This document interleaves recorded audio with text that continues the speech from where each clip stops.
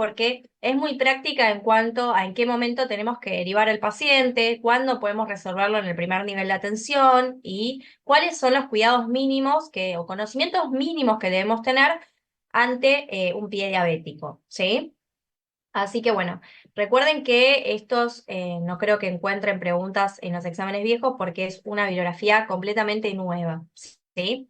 Entonces vamos a arrancar con esto. Cualquier duda que tienen me pueden interrumpir en cualquier momento activando el audio o bien pueden mandarme al chat, ¿sí?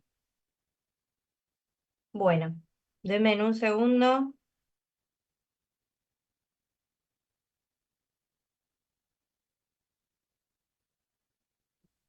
Bueno. Como introducción, entonces, bueno, el pie diabético se define como aquel que presenta infección, úlcera o destrucción de los tejidos del pie, que puede estar asociado a neuropatía y o enfermedad arterial periférica de los miembros inferiores en personas con diabetes. La prevalencia, al igual que presenta en la guía del Ministerio de Salud del manejo de la diabetes de tipo 2, que también es bibliografía oficial, es de un 25%, ¿sí? Se espera que el 25% de las personas con diabetes desarrollen alguna lesión o pie diabético a lo largo de su vida, ¿sí? Y bueno, me va a estar hablando mucho también, si bien acá lo vamos a reducir solamente a esta diapositiva, sobre la educación diabetológica para el automanejo, ¿sí? Ese famoso EDAM que también habla esta guía de diabetes de tipo 2, que es muy importante poder darle herramientas al paciente para que tenga un rol activo en el manejo de su enfermedad, ¿no? Para que sepa qué conductas tiene que tomar en cuanto a prevención primaria y prevención secundaria de las complicaciones agudas y crónicas, ¿sí? Entonces, nosotros como médicos especialistas debiéramos destinarle 10 a 12 horas de educación diabetológica dentro del primer año del diagnóstico de su diabetes, ya sea en modo individual o grupal, y a partir del año o cada vez que nosotros lo consideremos necesario porque el paciente no está alcanzando un buen control metabólico, hacer un refuerzo de 2 a 4 horas más. Esa educación diabetológica, cuando vemos la guía del diabetes del Ministerio de Salud, abarca un montón de tópicos. Como esta está específicamente hablándonos de pie diabético, me va a decir que tengo que capacitar al paciente sobre la inspección diaria y el lavado diario de los pies, el cuidado de los pies y de las uñas, usar medias claras y algodón para que si hay alguna lesión se pueda visibilizar rápidamente y usar calzado adecuado, cómodo, que no sea apretado, que no tenga costuras, también para evitar este tipo de lesiones. Entonces, por parte del paciente, la inspección de los pies va a ser diaria y por parte del médico, fíjense que va a ser por lo menos una vez al año. Ahora vamos a ver que va a haber un score de categorización de riesgo del pie para ver en realidad cada cuánto lo tengo que citar, pero el mínimo es una vez al año. O sea, el paciente que tiene riesgo cero de tener pie diabético va a ser por lo menos una vez al año, ¿sí? Pero recuerden obviamente que por parte del paciente va a ser una inspección diaria, ¿sí? Y también me va a dividir, como les dije previamente, qué es lo que tengo que hacer en el primer, segundo y tercer nivel de atención. Todo el tiempo me está destacando, en realidad más que nada, la actividad del primer nivel de atención y en qué momento yo debería ya derivar al paciente y en qué forma lo tengo que derivar, si en carácter urgente o con turno prioritario, que ahí hay una diferencia. En urgentes por guardia en el día y con turno prioritario es con un turno programado a 7 días, no mucho más que 7 días, ¿sí? Bueno, vamos a ver cuáles son las competencias del primer nivel de atención que son fundamentales para recordar y que vamos a ir viendo también punto por punto cada una de ellas, ¿sí? Obviamente, la educación diabetológica, que dijimos recién, el examen clínico del PI, categorizar el riesgo, esto que les digo, según el score de riesgo que tenga, cada cuánto yo voy a tener que inspeccionar los pies del paciente y la detección de los factores predisponentes, ya sea osteoarticulares y de piel y faneras, y las medidas correctoras básicas, ¿sí? Repito, ahora vamos a ir viendo punto por punto bien en detalle cada una de estas cosas. Diagnóstico y primera línea de tratamiento de la neuropatía diabética. Manejo de la claudicación intermitente no invalidante en personas sin lesiones. Repito, no invalidante porque vamos a ver que si la claudicación ya es invalidante, también va a tener que ser derivada. Si hay sospecha diagnóstica de neuropatía de Charcot, vamos a hacer ya una descarga. La descarga es poner, por ejemplo, una bota tipo Walker, una bota tipo yeso, ¿sí? Evitar el apoyo y derivarlo para confirmar el diagnóstico. En caso de úlceras, en el primer nivel de atención tengo que poder diferenciar entre las neuropáticas y las isquémicas y puedo manejar aquellas úlceras neuropáticas superficiales sin signo de isquemia asociada, sin infección o con infección leve. ¿Qué quiere decir? Que las úlceras isquémicas no las voy a tratar en el primer nivel de atención, sino que las tengo que derivar, y las úlceras neuropáticas que tengan afectación más profunda o una infección de moderada a severa, tampoco las voy a poder manejar en el primer nivel de atención y van a tener que ser derivadas seguramente con un turno prioritario. ¿Sí? Bueno, denme un segundo porque me parece que me están dando mal la presentación.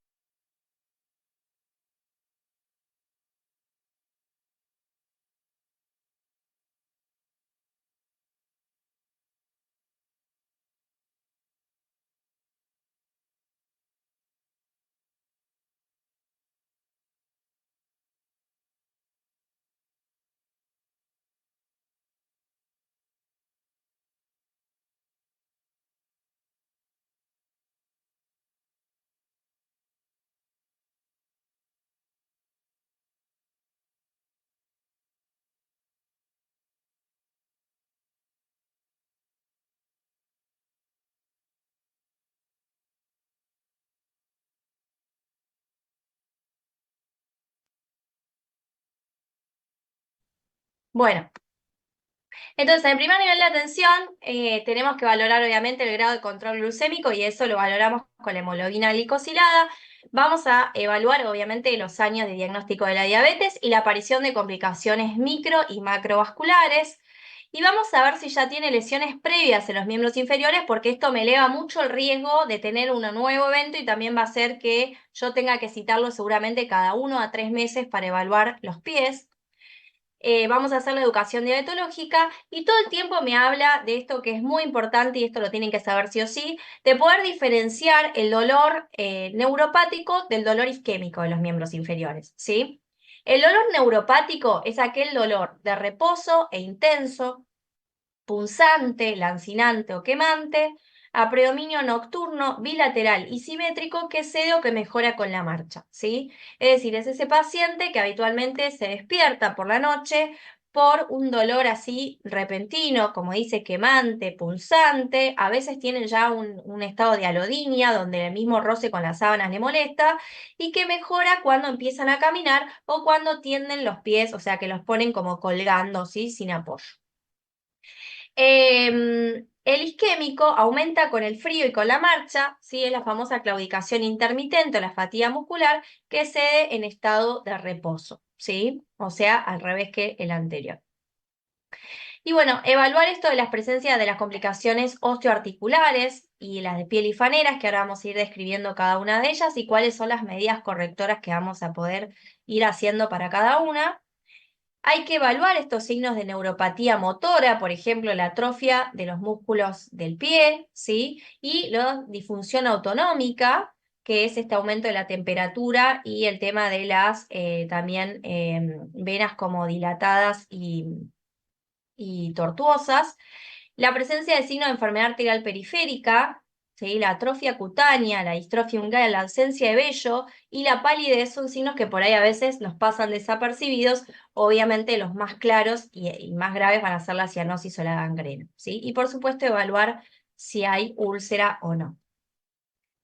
En el primer nivel de atención vamos a hacer también el tamizaje de la pérdida de la sensación protectora y el gol estándar es el test del monofilamento de 10 gramos, ¿sí? Si el monofilamento no lo podemos realizar, vamos a hacer la prueba táctil, que es el test de Ipswich, o el de diapasón de 128 Hz. Pero en realidad la primera indicación va a ser el test de monofilamento de 10 gramos. Y por último vamos a palpar los pulsos, tibial posterior, pedio de cada pie, y medir y evaluar la presencia de, digamos, si la piel está fría o si hay aumento de la temperatura, pensando quizás más en algo infeccioso. Entonces, primer nivel de atención, fíjense que no implica ningún tipo de estudio complementario más allá que el test de monofilamento. O sea, no voy a pedir un estudio de laboratorio, no voy a pedir una radiografía, porque algo tan simple como un análisis de sangre o una radiografía es ya segundo nivel de atención, ¿sí? Entonces, recuerden eso, que el primer nivel de atención es todo meramente clínico y agregado es el test del monofilamento, ¿sí? Entonces, en función de esa evaluación inicial del pie y de los antecedentes que tenga el paciente, voy a categorizar el riesgo y eso me va a determinar cada cuánto voy a citar al paciente para hacer la nueva evaluación. ¿Sí? Categoría 0, riesgo muy bajo de úlcera, es el paciente que no tiene pérdida de la sensibilidad protectora ni tampoco tiene enfermedad arterial periférica. ¿Sí? Ahí el examen va a ser anual. Si estoy en categoría 1 o riesgo bajo, el paciente ya tiene una u otra cosa. O tiene la pérdida de la sensibilidad protectora o tiene la enfermedad arterial periférica, pero no las dos. Tiene una sola. Y el examen pasa a ser de cada 6 a 12 meses. La categoría 2 o riesgo moderado ya tiene las dos cosas, ¿sí? O tiene la pérdida de sensibilidad protectora más la enfermedad arterial periférica, o bien tiene una de ellas con deformidades del pie. Ahí fíjense que el examen va a pasar a ser cada 3 a 6 meses. Y es como que se va bajando 6 meses o 3 meses. Y la categoría última, que es la categoría 3, riesgo alto de úlcera, además de tener o la pérdida de sensibilidad periférica o la enfermedad arterial periférica, ya tiene el antecedente de la úlcera, de una amputación o de enfermedad renal terminal. Y ahí cada 1 a 3 meses es el control más la evaluación podológica que ya viene desde la categoría 1. ¿Sí? Entonces, esto es importante para saber cada cuánto debo inspeccionar los pies. Nosotros habíamos visto que tanto en el Harrison como en la guía del Ministerio de Salud decía que el examen médico de los pies debía ser anual. En cambio, esta guía nos está diciendo que es anual solamente el paciente que tiene riesgo muy bajo, ¿sí? El paciente que no tiene ni pérdida de sensibilidad protectora, ni tiene tampoco antecedente de enfermedad arterial periférica, ¿sí? Sino va a ser como más seguido esa evaluación. Debemos evaluar esta presencia de los factores de riesgo osteoarticulares, porque cada uno de estos factores de riesgo va a predisponer al desarrollo de la úlcera en alguna zona del pie en especial, ¿sí? ¿Y qué nos importa en definitiva de estos factores de riesgo osteoarticulares? Poder diferenciar cuáles son deformidades rígidas y cuáles son deformidades flexibles, ¿sí? Porque de nuevo, la deformidad rígida la voy a tener que derivar siempre a otro nivel de atención para que la vea el traumatólogo, y la deformidad flexible puedo arrancar yo en el primer nivel de atención simplemente haciendo una descarga del pie, ¿sí? ¿Qué significa que sea flexible o que sea rígido? Que puede corregir a la movilización pasiva, ¿sí? Si no corrige, es una deformidad rígida y automáticamente voy a tener que derivar al paciente a ortopedia y traumato ya en segundo o tercer nivel, ¿sí? Entonces me nombra un poco todas las deformidades que podemos tener: el pie cabo, el pie plano, el dedo en mazo, el juanetillo de sastre, el famoso alus valgus o juanete, el dedo en martillo, dedo en garra, dedo cruzado, quinto dedo supraducto, alus rígido y alus varus, ¿sí? Todos estos, entonces, lo importante va a ser determinar esto que les digo, si la deformidad es flexible o si la deformidad es rígida. Y por otro lado, también tenemos la onicocriptosis o una encarnada, que ahora vamos a ver más o menos si está infectada, cuál va a ser el tratamiento que vamos a elegir según el aislamiento del germen, ¿sí? Entonces acá está lo que yo les decía, ¿sí? La deformidad flexible, que es esta que corrige a la movilización pasiva, va a tratarse en primera instancia en el primer nivel con una descarga, ¿sí? Descarga es esto de una bota para que el paciente no apoye el pie, ¿sí? Y la deformidad rígida es ya derivar al paciente para evaluar si tiene que ser operado o no, que ahí ya lo va a tener que ver ortopedia y traumatología. Si el paciente que tiene además una deformidad flexible, que yo le puse una descarga, no mejora, bueno, también quizás amerita derivarlo porque obviamente no lo estoy pudiendo resolver con algo tan simple en el primer nivel de atención. Y los factores de riesgo de piel y faneras, tenemos un montón: las alteraciones de la piel, dijimos la anhidrosis, que generalmente la anhidrosis es más bien de los miembros inferiores, que eso tiene que ver con la disautonomía, ¿sí? Los pacientes generalmente sudan todo lo que es la cara, las manos, todo lo que es miembro superior, y tienen anhidrosis en cambio de los miembros inferiores. Puede haber hiperkeratosis, grietas o fisuras, todo eso vamos a ver que se puede tratar con cremas con urea. Bueno, callos, elomas, micosis, ampollas que hay que tratar de no romper. Lo que vimos, la onicocriptosis, perdón, la onicocriptosis y la onicodistrofia. Y de nuevo me destaca los signos de neuropatía con la atrofia muscular y los signos de enfermedad arterial periférica, como la ausencia de vello, palidez, ya cianosis o gangrena, obviamente voy a tener que derivarlo por guardia al tercer nivel de atención. Después vamos a ver puntualmente esas cosas un poco más avanzadas, pero bueno. Vamos a ver que es medio repetitivo también el tema de las cosas, cuándo derivar y cuándo no.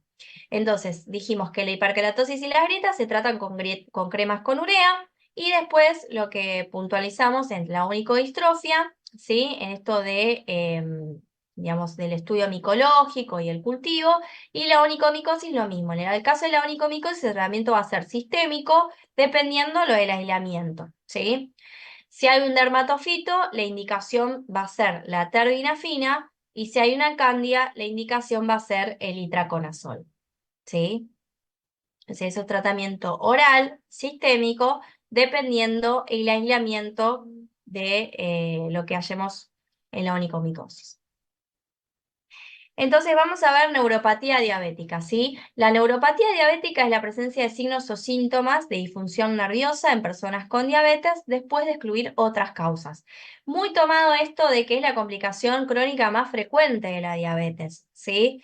Nosotros después vamos a ver que la guía del TRAPS dice que más o menos un 21% de los pacientes con diabetes mellitus de tipo 2 ya tienen neuropatía diabética al momento del diagnóstico de su diabetes. O sea, como que ya al ser de carácter más bien silencioso la diabetes tipo 2, ya desde el comienzo más de un 20% de los pacientes presentan neuropatía diabética, ¿sí? O sea, es la complicación, como les digo, más frecuente de la diabetes mellitus.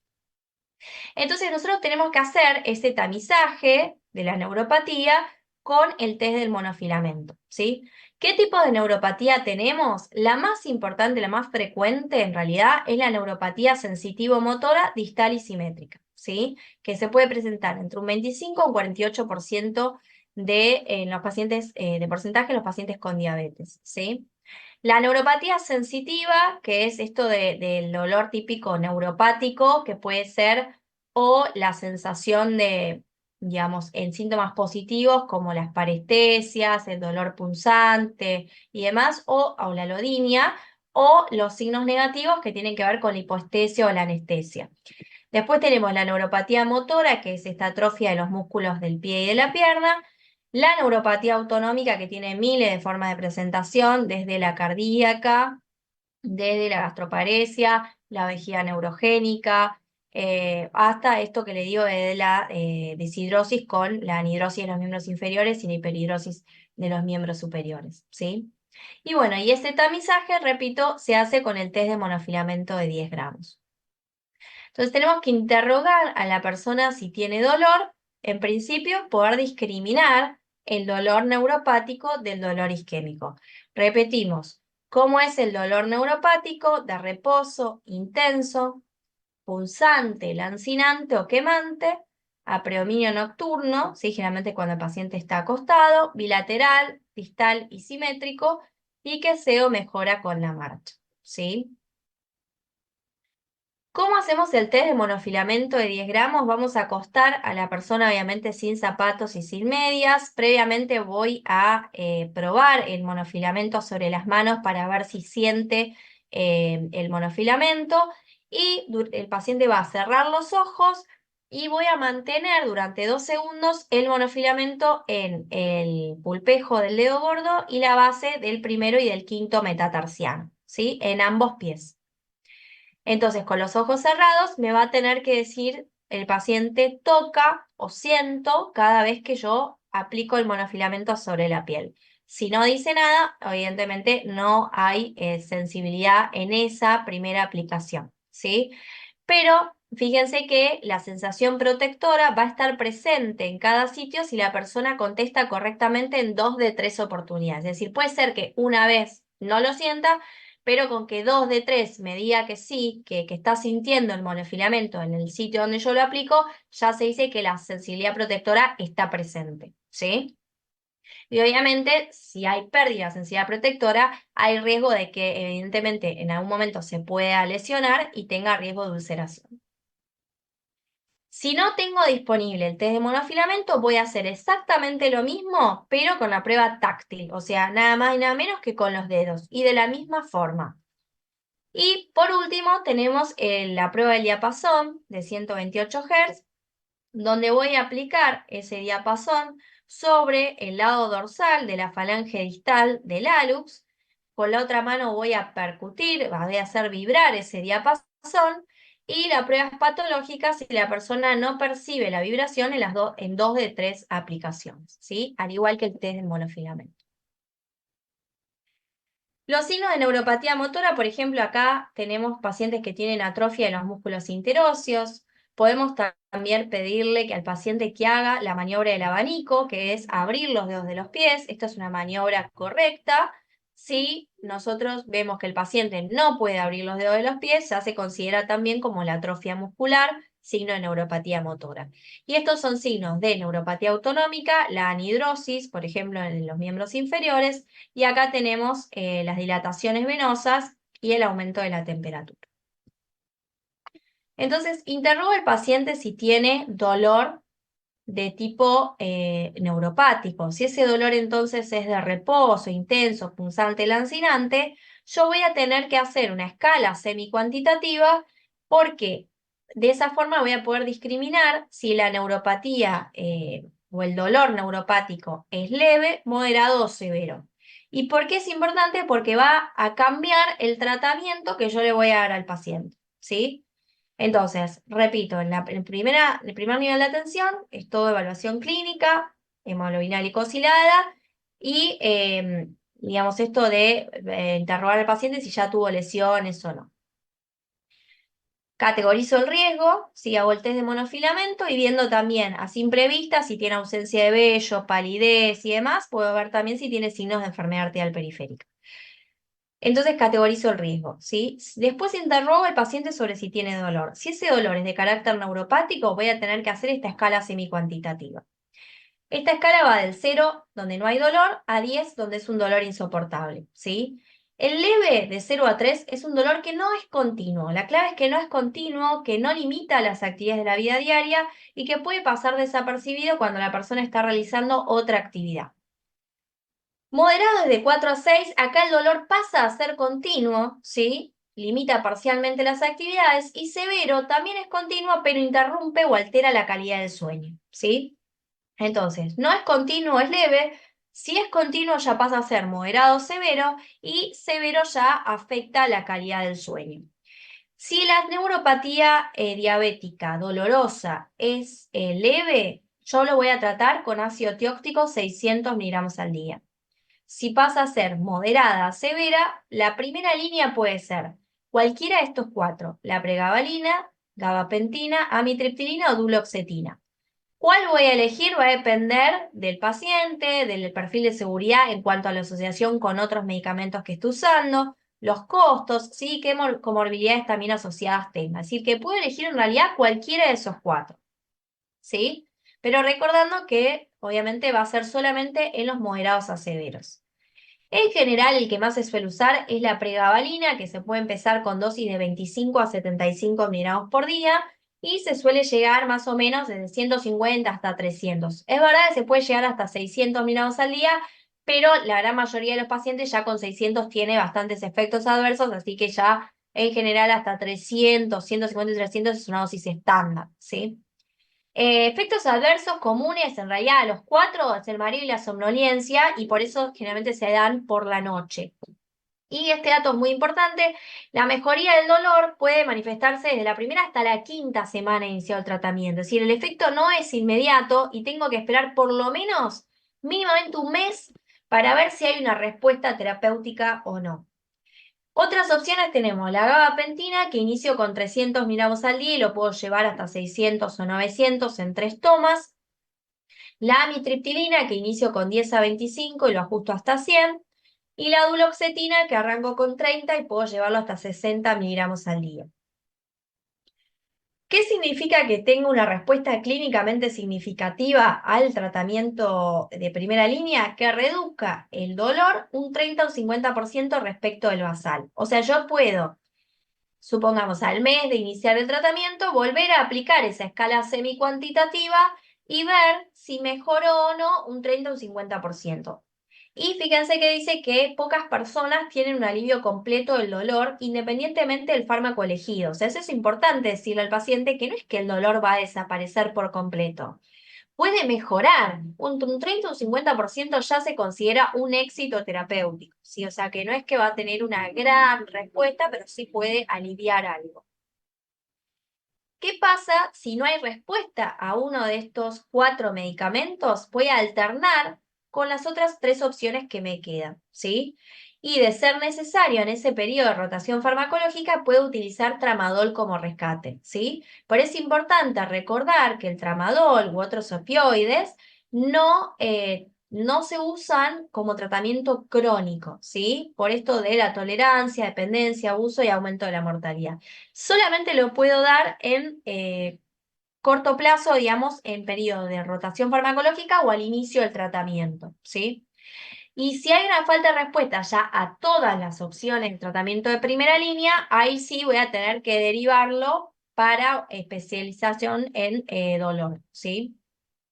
Y recuerden que el tramadol se puede combinar con pregabalina o con gabapentina, pero no hay que combinarlo nunca con duloxetina, ¿sí? El tramadol va desde 50 miligramos, 1 a 4 veces por día. Y esto, lo importante es esto de que nunca es tratamiento crónico, ¿sí? Así que repasando un poquito, si el paciente tiene este dolor de característica neuropática, punzante, lancinante o quemante, nocturno, bilateral, simétrico, ¿sí? Que cede con la marcha, entonces voy a preguntarles cuál es la característica del dolor. Si ese dolor no es continuo, es leve, le voy a dar ácido tióctico de 600. Si pasa a ser continuo, ¿sí? Ya puede ser un moderado o un severo si afecta la calidad del sueño, voy a iniciar con pregabalina, gabapentina, duloxetina o amitriptilina, cualquiera de los 4.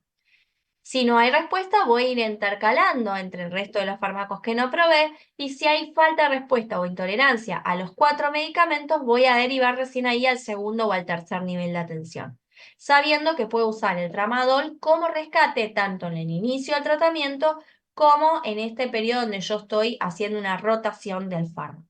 ¿Sí? ¿Vamos bien hasta ahí?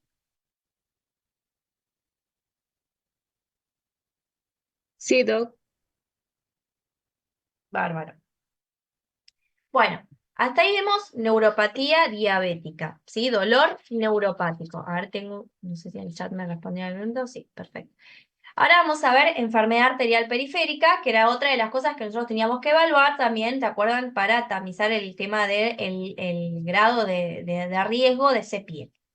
La enfermedad arterial periférica es aquella enfermedad vascular aterosclerótica obstructiva con síntomas clínicos, signos o anormalidades en los estudios complementarios donde se ve una alteración en la circulación en uno o ambos miembros inferiores, ¿sí? Bueno, la forma de manifestación más frecuente de la enfermedad arterial periférica es la claudicación intermitente, que es esa sensación de fatiga, incomodidad o dolor cuando el paciente comienza a caminar o a hacer ejercicio y que alivia por el descanso dentro de los 10 minutos, ¿sí? Ahora, lo que vamos a ver es que lo que yo voy a manejar en el primer nivel de atención es simplemente la claudicación intermitente no invalidante, ¿sí?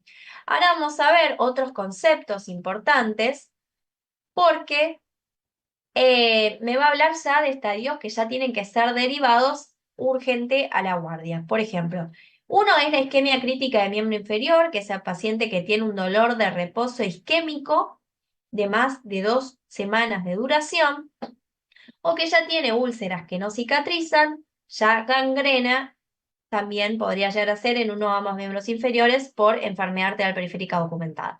Si el paciente tiene isquemia crítica de miembro inferior, vamos a ver que es una de las indicaciones para derivar urgente por guardia a otro nivel de atención. Lo mismo la isquemia progresiva, si va empeorando la isquemia crítica de los miembros inferiores, obviamente que también va a ir por guardia. El dolor isquémico de reposo también va a ir por guardia, si es un dolor intenso y persistente. Y por último, vamos a ver, bueno, miembro inferior salvable es la condición por la cual puedo asegurar la viabilidad y preservar la función motora del pie. Pero bueno, la parte más, digamos, extrema de la enfermedad arterial periférica va a ser la gangrena o la necrosis. La gangrena también es importante diferenciar si es una gangrena seca o una gangrena húmeda, porque si bien los dos van a ir por guardia, en realidad la gangrena húmeda es una forma de indicación de cirugía a la brevedad. O sea, acá no voy a esperar que, un ejemplo, si llega a estar infectado, no voy a esperar que haga efecto algún tipo de antibiótico, sino que esto lo tengo que resolver quirúrgicamente ya. Quizás es simplemente un debridamiento, pero tiene una indicación quirúrgica de urgencia, ¿sí? No solamente una derivación a guardia, sino que también me está diciendo que es quirúrgico urgente, ¿sí? Todo esto lo vamos a ir viendo más cerca del final de la guía. Entonces, voy a interrogar sobre si hay dolor isquémico. Este dolor isquémico es aquel que aparece durante la marcha. Y según dónde es el dolor, es donde puedo yo intuir que podría estar el compromiso de la obstrucción. Si duele la zona de nalga y muslo, sospecho un compromiso aortoilíaco. En pantorrilla, un compromiso fémoro-poplito. Y en tobillo y pie, en el tibio peroneo y sus ramas. ¿Sí?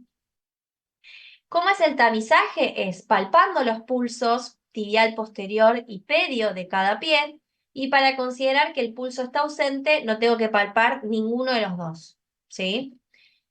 Voy a evaluar presencia de soplos, relleno capilar en lentecido y la eritrocianosis. La eritrocianosis es una coloración rojiza visible cuando los pies están como pendiendo en el aire, pero que desaparece cuando los elevo por encima del corazón. ¿Y por qué es importante diferenciar la eritrocianosis? ¿Sí?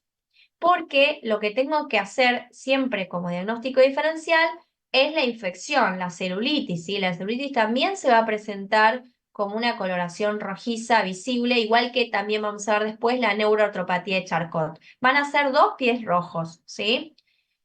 Cuando el paciente eleva el pie, en el caso de que sea una eritrocianosis o una neuroatropatía de Charcot, esa coloración va a desaparecer, y en el caso de que sea una infección, una celulitis, la coloración va a persistir, ¿sí? También recuerden que la piel fría, fina y brillante, ¿sí? O la ausencia de vello y el lento crecimiento de las uñas o la distrofia unguial también son signos de enfermedad arterial periférica. Y por supuesto, el grado más avanzado, además de lo que sería la gangrena y la necrosis que vimos recién, va a ser las úlceras secundarias a isquemia, ¿sí?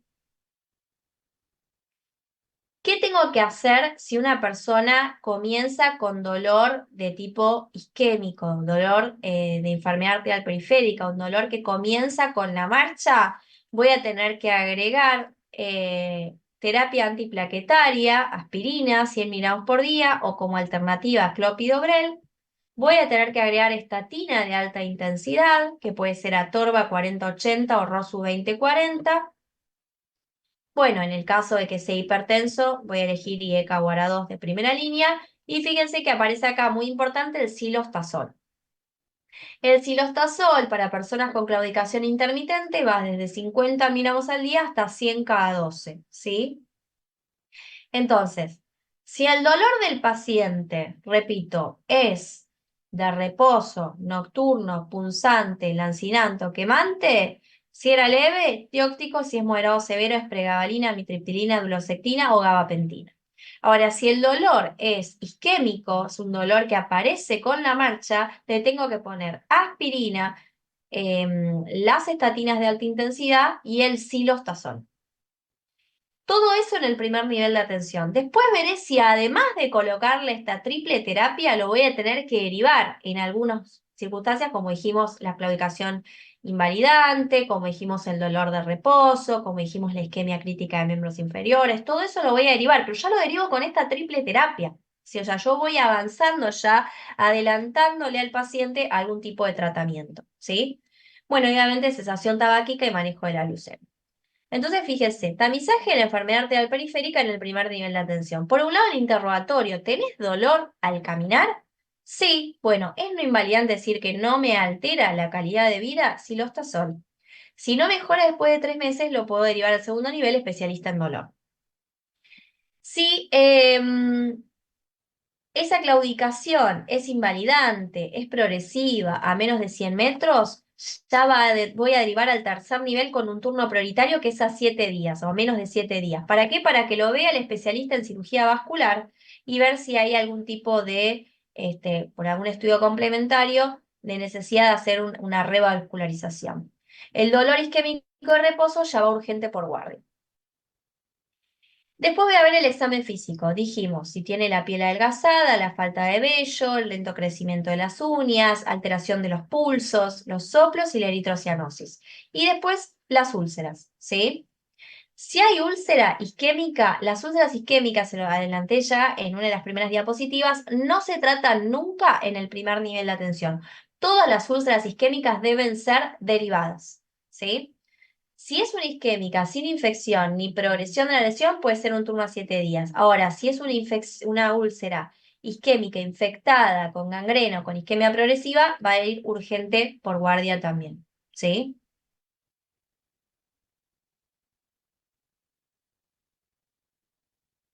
Bueno, ¿qué pasa si el paciente ya viene con una úlcera de pie diabético? Si es una solución de continuidad de la piel, que va desde una afectación mínima de la epidermis y parte de la dermis hasta afectaciones muy profundas que pueden llevar al hueso, ¿sí? Ahora vamos a ver que yo voy a tener que discriminar si esa úlcera es neuropática, es isquémica o es neuroisquémica, ¿sí? Y que en el primer nivel de atención yo voy a tratar solamente las úlceras neuropáticas no complicadas, ¿sí? ¿Qué significa que no sea complicada? Que no es muy extensa ni profunda, ¿sí? O sea, que no atraviesa la dermis, no llega a fascia, músculo ni tendón. Significa que no debe tener ningún signo clínico de infección moderada severa, ¿sí? Que ya, fíjense que un eritema mayor a 2 centímetros desde el margen de la herida pasa a ser una infección moderada, ¿sí? De ahí todo lo que se imaginan en adelante ya es indicación para derivarlo. Y por supuesto los pacientes que tienen necrosis, gangrena o pulsos ausentes, ¿sí? Con alguna de estas complicaciones, entonces, requiere inmediatamente una derivación al segundo o al tercer nivel de atención. Podría llegar a ser también una pregunta, ¿cuáles son las úlceras más frecuentes? ¿Sí? Fíjense que las más frecuentes son las mixtas, las neuroisquémicas, ¿sí? En un 50% de los casos.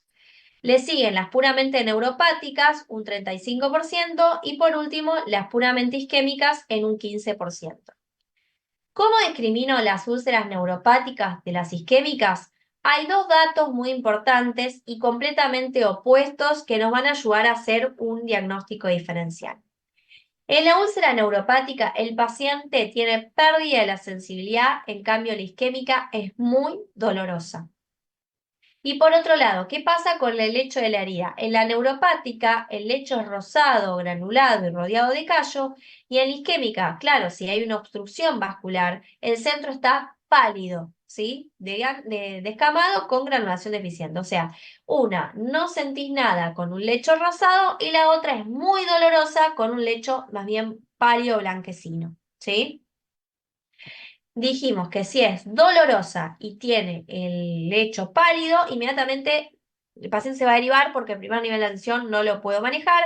Y si es una neuropática pura, bueno, a menos que sea algo muy superficial y que tenga como mucho, si llega a estar infectada, un eritema de menos de 2 centímetros, ahí sí la puedo manejar en el primer nivel. ¿Cuál es el objetivo del tratamiento? Obviamente que cierre la herida. Para eso debo tratar todos los procesos patológicos subyacentes, garantizar una irrigación sanguínea adecuada, realizar el cuidado local de la herida, incluyendo el control de las infecciones y la descarga de la lesión. Fíjense que en la guía del pie diabético todo lo que es descarga de la lesión puede ser correcta, ¿sí? O sea, cualquier tipo de factor predisponente o ya lesión que aparezca, descarga para evitar que ese pie apoye y que se lesione, ¿sí? Que eso obviamente lo puedo hacer ya desde el primer nivel de atención. Entonces tengo que ver, ¿esa herida es predominantemente neuropática, isquémica o neuroisquémica? Si es isquémica, ¿qué hago? Inmediatamente la derivo. Pero si es una isquemia crítica de miembros inferiores, que dijimos que era ese paciente que viene con un dolor isquémico de más de 2 semanas de evolución, y va a ir a guardia, ¿sí? Recuerden la diferencia entre lo que es turno prioritario de guardia.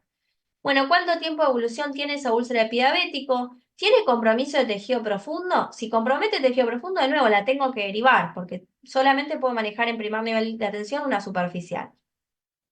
¿Está afectada la herida? Bueno, ahí también puedo ver si es una infección leve, es un eritema menor de 2 centímetros, de ahí para arriba la voy a derivar también. Y otra cosa, ¿tiene síntomas o signos de compromiso sistémico? Si es compromiso sistémico, es una infección severa, por supuesto que va a ir a la guardia. ¿Hay presencia de necrosis? Bueno, ¿la necrosis es húmeda o es progresiva? O sea, dijimos, la gangrena húmeda también, o sea, si bien todos estos van a ir por guardia, la gangrena húmeda es una indicación, como dijimos, de cirugía. Entonces voy a registrar la lesión, tamaño, profundidad y ubicación, y también ese eritema lo debería marcar porque después, si yo voy a tratarlo en ambulatorio, a las 72 horas voy a tener que reevaluar a ver si ese eritema disminuyó o no. Es muy importante diferenciar también cuál es el tejido viable del no viable, ¿sí? O sea, todo el tiempo me habla de la importancia de el debridamiento a tiempo del tejido no viable para que cierre rápidamente la herida. ¿Cuáles son los tejidos no viables? El negro y el amarillo, o sea, la necrosis y la fibrina. Los tejidos que debo conservar son el de granulación, que es el de color rojo, o el de epitelización, que es de color rosa, ¿sí? Bueno, voy a evaluar el tema de esto de la infección, del exudado y los bordes epiteliales, ¿sí? Esto quizás me parece como muy específico, quizás difícil de recordar, que es un poco la cura avanzada de heridas según cómo está esa lesión. Voy a eliminar el tejido no viable, que dijimos que era la necrosis y la fibrina, con debridamiento ya sea enzimático, autolítico o cortante con bisturí. Si está infectado, voy a limpiar con antiséptico y si no, con solución fisiológica. Si hay exudado, voy a curar con alginato o hidrofibra. Hice una lesión seca con gasa vaselinada o hidrogel. Y todo borde hiperqueratóxico también lo voy a tener que debridar con bisturí. Esto, si bien también me parece como complicado de recordar, es muy utilizado, por lo cual yo no sé si lo van a tomar porque la verdad es que cada vez que ingresa al hospital un paciente que tiene úlcera, se hace automáticamente la presentación de Texas, o sea, es recontra usado esto. Yo por lo menos trataría de recordarlo, ¿sí? Esa clasificación de Texas usa 4 grados y 4 estadios en cuanto a la evaluación de la profundidad de la lesión y si la úlcera está isquémica o está infectada, ¿sí? Entonces, fíjense, por ejemplo, grado 0, en realidad ya acá no hay ninguna solución de continuidad. Quizás pudo haber habido algún tipo de úlcera previa que ya reepitelizó. Grado 1 es una herida superficial que compromete hasta la dermis. Grado 2 hasta tendón o cápsula y grado 3 hasta hueso o articulación. Y los estadios son A, B, C o D. La A es una úlcera limpia no isquémica, B, una infectada no isquémica, C es isquémica y D es infectada e isquémica. ¿Sí? Así voy a hacer una combinación entre los grados y los estadios. ¿Sí? Entonces, por ejemplo, esto es una Texas 0A, donde acá ya no hay una solución de continuidad, es un paciente que tuvo una úlcera que repitelizó. Esta es una 1A, ¿sí? Es una úlcera superficial, limpia, no isquémica, no infectada. Esta es una Texas 2B, o sea, obviamente por las fotos no se aprecia bien, pero ya penetra tendón o cápsula. Está infectada también, pero no está isquémica. Y esta es una 3D, es una úlcera que ya, digamos, penetra huesos o articulación, isquémica e infectada que requiere una amputación. Y esta foto nos sirve también para poder ver cuáles son los tejidos viables y los no viables. Fíjense que acá tengo tejido no viable, tanto el amarillo que era fibrina y el negro que era necrosis, que los tengo que debridar, y estos tejidos que tengo que conservar, perdón, que es tejido de granulación. ¿Sí? Bueno, entonces esto, ¿no? Control del tejido no viable, ¿sí? Esto constituye un obstáculo para la buena cicatrización de heridas y esos tejidos que deben ser debridados son fundamentalmente estos que dijimos, los necróticos y los de fibrina. Y que debo siempre tratar de conservar los tejidos de granulación y los de epitelización. ¿Cuáles son las formas para hacer ese debridamiento? Cortante, enzimático o autolítico, ¿sí? Entonces, fijémonos, triage del pie diabético, la úlcera de pie diabético no complicada, recuerden que era aquella superficial, que puede tener como mucho una infección leve, ¿sí? Y que es neuropática, no es isquémica, ¿sí? Ahí la puedo tratar en el primer nivel de atención, ¿sí? Em, la úlcera, bueno, ¿y qué puedo hacer acá? Puedo hacer la descarga, puedo hacer el control de la herida, ¿sí? Con la curación que vimos antes. Ya úlceras complicadas, o sea, úlceras profundas, con infecciones moderadas a severas, ¿sí? O úlceras isquémicas, ya van a manejarse en segundo o tercer nivel de atención. Lo mismo la neuroartropatía de Charcot o la osteomielitis, la sospecha de osteomielitis, que la vamos a ver al final de la guía, ¿sí? Bueno. Descarga del pie diabético con úlcera neuropática con dispositivos no removibles hasta la rodilla, la bota de yeso o la bota tipo Walker, ¿sí? Y en otros casos, la sandalia terapéutica. Todo esto puede ser, entonces dijimos, primer nivel de atención. ¿Qué pasa con la infección? Sí, ahora vamos a hablar puntualmente de las úlceras infectadas, ¿sí? La infección y la presencia de edema, eritema, dolor o aumento de la sensibilidad local y aumento de la temperatura local y en algunos casos de secreción purulenta, ¿sí? La infección leve va a ser cuando afecta la piel, el tejido celular subcutáneo y o presenta un eritema menor a 2 centímetros sin compromiso sistémico ni de tejidos profundos, ¿sí? Recuerden entonces lo del eritema menor a 2 centímetros. Infección moderada va a ser que comprometa más profundamente o que tenga ese eritema de más de 2 centímetros desde el margen de la herida.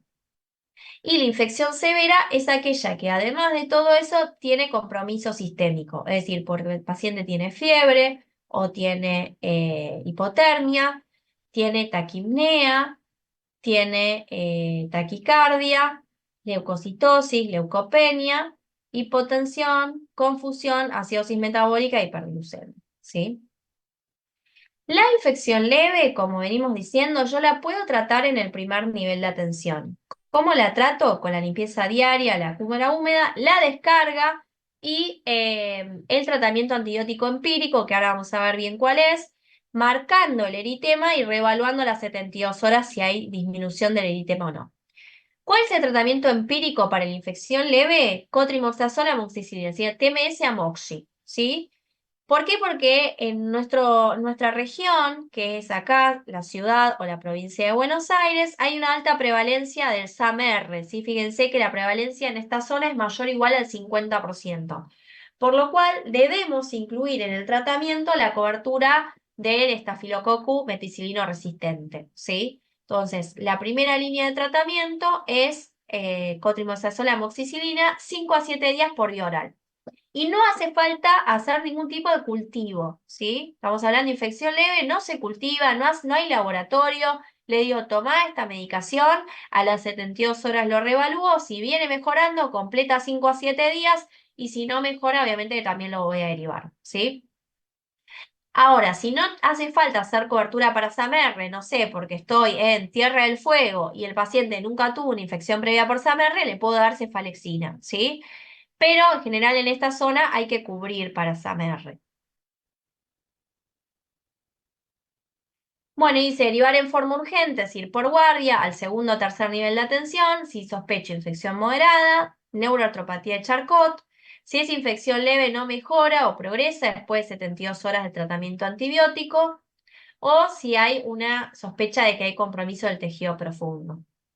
Derivo con turno prioritario dentro de los 7 días si hay sospecha de osteomelitis y derivo al tercer nivel en forma urgente por guardia también a toda infección severa o isquemia.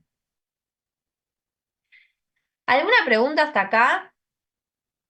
Ahora vamos a hacer un mini repaso igual, pero ¿me quieren preguntar algo o estamos bien?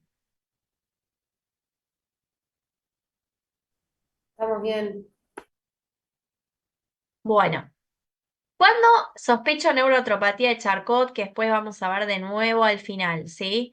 La neuroartropatía de Charcot es esta inflamación de los huesos, articulaciones y tejidos blandos del pie y del tobillo, que tiene una primera etapa inflamatoria donde el pie básicamente está eritematoso, edematoso y caliente. O sea, es un pie rojo. Entonces yo tengo que hacer el diagnóstico diferencial, sobre todo con la infección. ¿Sí? ¿Se acuerdan cuando vimos eritrocianopsis, entamisaje de enfermedad arterial periférica? También les mencioné que una de las cosas que se presenta como el pie rojo y caliente es la neuroartropatía de Charcot, ¿sí? Habitualmente, a diferencia de un paciente que esté infectado, no tiene signos sistémicos de infección, no suele tener fiebre, no tiene descompensación metabólica y suele tener pulsos palpables. ¿Cómo tenía que hacer el diagnóstico diferencial? Pidiéndole al paciente simplemente que eleve el pie. Si al elevar el pie, ¿sí? El rubor desaparece, tranquilamente puede ser una neuroartropatía de Charcot y hay que derivar al segundo nivel de atención para poder confirmar dentro de las 24 horas que sea una neuroartropatía de Charcot. Vamos a ver que la neuroartropatía de Charcot evoluciona rápidamente y lo más importante es empezar la descarga inmediatamente para que ese hueso no termine con una deformidad, ¿sí? Y alguna úlcera consecuentemente de esa deformidad y pie inestable incluso por una deformidad muy extrema, ¿sí? Bueno, lo volvemos a ver igual al final. Entonces, repasando. Primer nivel de atención, como mucho una infección leve, un eritema menor a 2 centímetros, limpieza diaria, cura húmeda, antibiótico empírico, dijimos TMS amoxi, y descarga de la lesión. Si mejora, vieron que a las 72 horas lo volví a ver. Si mejora, completo 5 a 7 días de antibiótico. Si no mejora, lo derivo al segundo nivel. Ya infección moderada va a ir con turno prioritario o infección severa o necrosis va a ir urgente por guardia al tercer nivel. Bueno, dosis de antibiótico me parece como un montón. Esto lo vamos a pasar. Entonces, vamos a repasar primer nivel de atención rápidamente y después vamos a ver que segundo y tercer nivel es mucho más fácil, ¿sí? Primer nivel de atención, entonces, lo primero que tengo que hacer es categorizar el riesgo, además de educación de biología y todo, categorizar el riesgo del paciente, ¿sí? El riesgo 0, 1, 2 o 3, a ver si tiene antecedente o alguna pérdida actual de sensibilidad periférica o enfermedad arterial periférica, para ver cada cuánto lo tengo que citar el paciente. Voy a ver si tiene signos de neuropatía motora, sensitiva, autonómica o de enfermedad arterial periférica, palpando los pulsos y viendo si tiene eh, atrofia cutánea, ¿sí? Si tiene palidez, disminución del vello, etc. Y voy a hacer el test del monofilamento, obviamente, también para poder ver si hay pérdida de sensibilidad protectora. Voy a interrogar si tiene dolor. Si ese dolor es neuropático, si era leve, o sea que el dolor no era continuo, le daba ácido tióctico de 600. De continuo en adelante, que era moderado a severo, le daba pregabalina, gabapentina, mitriptilina o duloxetina. Después, si el dolor era de característica isquémica, o sea, una claudicación intermitente, le tenía que poner una triple terapia, que era aspirina, eh, la estatina de alta intensidad y el cilostazol, ¿sí?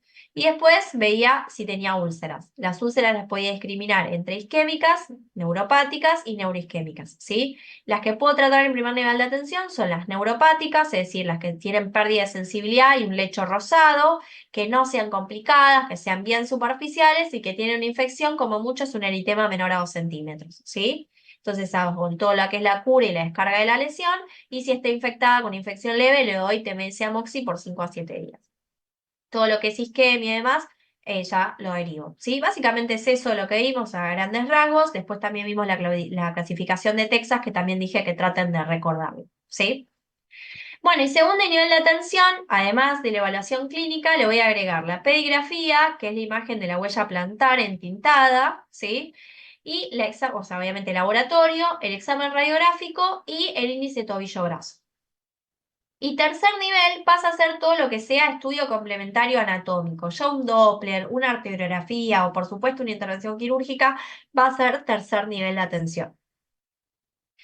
Bueno, del índice tobillo-brazo, que es el segundo nivel, recuerden que se hace con un tensiómetro aneroide y un Doppler portátil. La persona va a estar acostada en reposo por 5 minutos y voy a tomar la presión en ambos tobillos y a un cociente entre la presión detectada en cada tobillo sobre la mayor presión detectada en ambos brazos, ¿sí?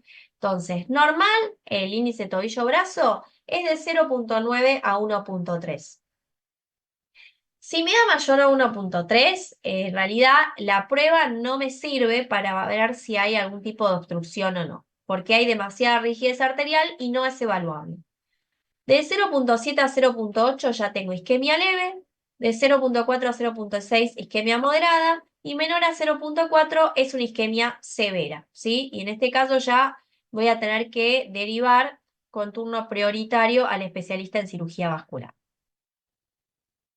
El tercer nivel de atención, entonces todos los estudios complementarios que aportan información sobre la anatomía arterial, definen la necesidad de revascularizar, digamos, hace la revascularización y define si hay que amputar o no y también cualquier tipo de debridamiento quirúrgico, ¿sí? Todo individuo, recuerden, con dolor isquémico de reposo ingresa por guardia al tercer nivel y se evalúa en primera instancia por cirugía vascular. Y después vemos si hay también intervención de hemodinamia, pero en principio sí lo va a haber cirugía vascular. Bueno, esto lo vamos a pasar. La isquemia, el paciente, tengan en cuenta que si nosotros, por ejemplo, la isquemia no, la infección. La infección la vamos a ver que si es moderada o severa, le vamos a tener que iniciar tratamiento antibiótico parenteral, ¿sí? Pero hay circunstancias en las cuales yo puedo esperar que ese antibiótico haga cierto efecto para después hacer una intervención quirúrgica y hay otras en las cuales esa intervención va a pasar a ser de urgencia, ¿sí? Es decir, inicio el tratamiento antibiótico empírico, pero al mismo tiempo trato de resolver esa cirugía, ¿sí? ¿En qué circunstancias lo voy a hacer? En pacientes que sospecho gangrena gaseosa, es decir, las lesiones que tengan crepitación o gas en la radiografía, las personas que tengan sospecha de infección necrotizante o las que tengan un compromiso hemodinámico, ¿sí? En este caso, la cirugía va a pasar a ser urgente. Bueno, ¿cuál es la terapia empírica antibiótico en los pacientes que tienen infección moderada severa? Banco pipertazo, ¿sí? Esa es la primera línea, con un mínimo de tratamiento de 2 semanas que se puede extender hasta 6 semanas si el paciente tiene osteomielitis, ¿sí? Entonces, infección leve dijimos que va a ser clotrimazol amoxicilina, infección moderada severa pasa a ser banco pipertazo.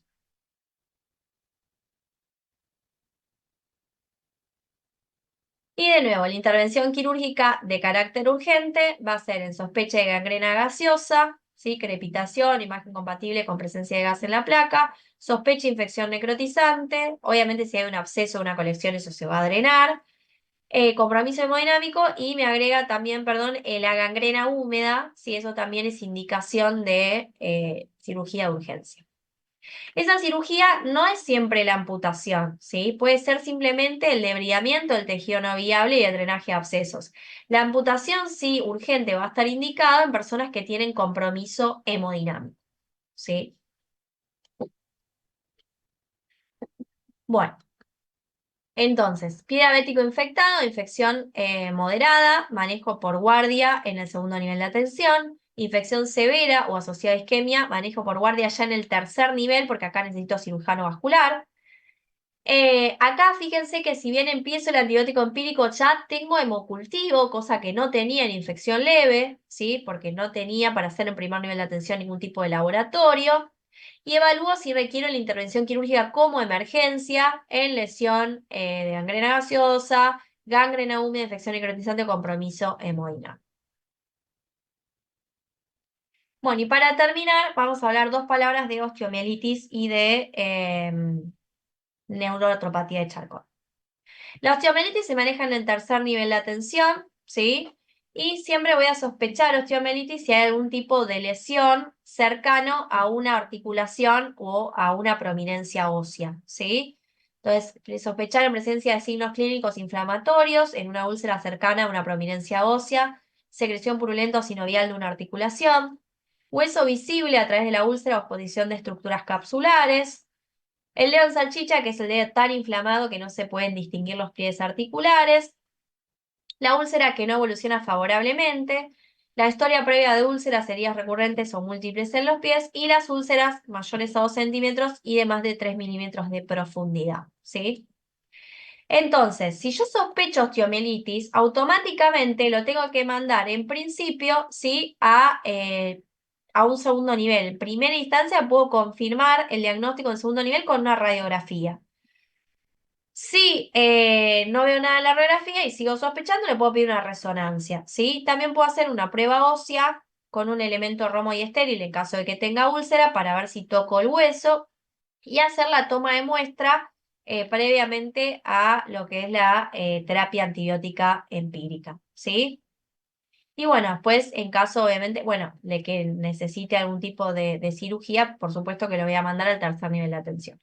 El tratamiento inicial, dijimos, es el tratamiento empírico, ¿cuál? El mismo que vimos antes, que era por vía parenteral, que era banco pipertazo, pero siempre recuerden que es durante 6 semanas. Ya en la osteomielitis se extiende a 6 semanas el tratamiento. Y para finalizar, la neuroartropatía de Charcot, ¿sí? Que es esta inflamación de huesos, articulaciones y tejidos blandos del pie que se presenta así como un pie rojo, ¿sí? Caliente, brillante, ¿sí? Bien edematizado, que tengo que diferenciar de la celulitis simplemente pidiéndole al paciente que eleve el pie. Si durante los primeros 5 minutos desaparece el rubor, puede llegar a ser entonces una neuroartropatía de Charcot y no una celulitis. ¿Por qué tengo que actuar rápidamente? Porque estas fases van progresando muy rápidamente y terminan en la deformidad e inestabilidad del pie.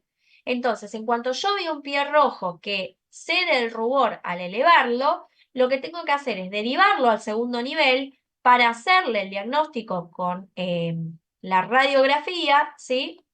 Fíjense que dice, primer nivel de atención, sospecho, pie con edema, asimétrico, caliente, brillante, eritematoso, generalmente sin fiebre, sin síntomas sistémicos de infección. Hago la maniobra y la descarga, o sea, descarga y derivo al segundo nivel dentro de las 24 horas, ¿sí? En el segundo nivel voy a hacer laboratorio de radiografía. Si confirmo, ¿sí? Ya sigue con, con la descarga, la bota tipo Walker o neumática, ahí una vez confirmado, derivo al tercer nivel con turno prioritario, ¿sí? Y el tercer nivel lo que va a hacer básicamente es ver, esto no va a pasar, si ese pie es quirúrgico o no, ¿sí? O sea, sospecha primer nivel de atención, pie edematizado, caliente, brillante, eritematoso, derivo al segundo nivel ya sin apoyo, o sea, con descarga de la lesión. En el segundo nivel confirmo el diagnóstico con laboratorio y placa y una vez confirmado mando al tercero para que lo vea el traumatólogo porque si es un pie estable con deformidad o un pie inestable es indicación de tratamiento quirúrgico, ¿sí? Y esto solamente lo va a poder determinar el traumatólogo. Repito, pie estable con deformidad y pie inestable es tratamiento quirúrgico. El objetivo general justamente es actuar rápido para evitar justamente el desarrollo de la deformidad y la úlcera y la afectación del pie contralateral. El pilar del tratamiento es la descarga y la cirugía se va a reservar para casos crónicos con inestabilidad articular o deformidad grave. Y ahora sí, la última diapo de la guía, ataque de pie diabético, es cuando el paciente ingresa por guardia, repaso rapidito, ¿sí? Porque los otros son turnos prioritarios. Cuando ingresa por guardia, ya el paciente que tiene algún tipo de infección con necrosis o colección, obviamente que va a ir con el antibiótico, el drenaje y el debridamiento, cuando tiene isquemia progresiva o cuando tengo la sospecha de neuroartropatía de Charcot, ¿sí? Es una derivación urgente.